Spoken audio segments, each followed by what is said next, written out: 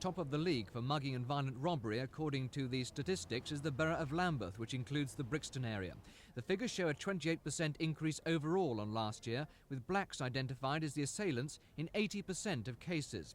Harvey Proctor says he's clear about the reason for the figures. I think in Lambeth it shows that the Lord Scarman approach and the softly approach to policing in Lambeth has had a considerable effect. And we've seen it in the figures with the surge of coloured assailants in 1982 here.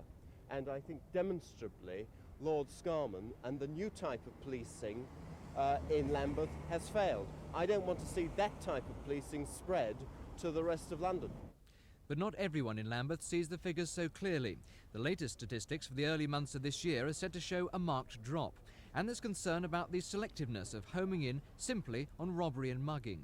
I'm always distressed at the fact that one element of crime is selected, and if you look at crime across the board, it's a very small percentage of that total figure, and treated in this way.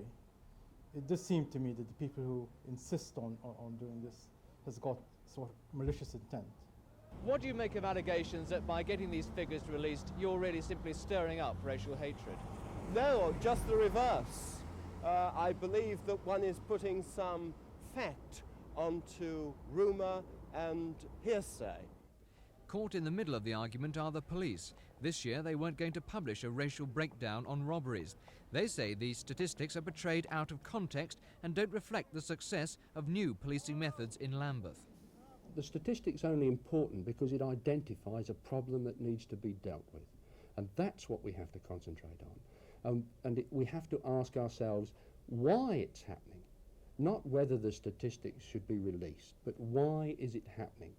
And it is quite clear that that raises important policy considerations, social and public policy considerations that affect other agencies apart from police.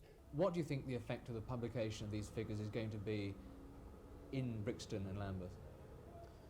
Well, you know, this has been done so often to people of this area that I'm not sure. I mean, there'll be sort of numb resignation, I suppose, to the fact that, well, here we are again exposed in this way. Despite the apparent determination of police and community leaders in Brixton to put the latest figures behind them, it doesn't look as if they'll be allowed to. MP Harvey Proctor has now tabled 3 Commons questions, including one calling for a public inquiry. This is Steve Clark in Brixton for Thames News.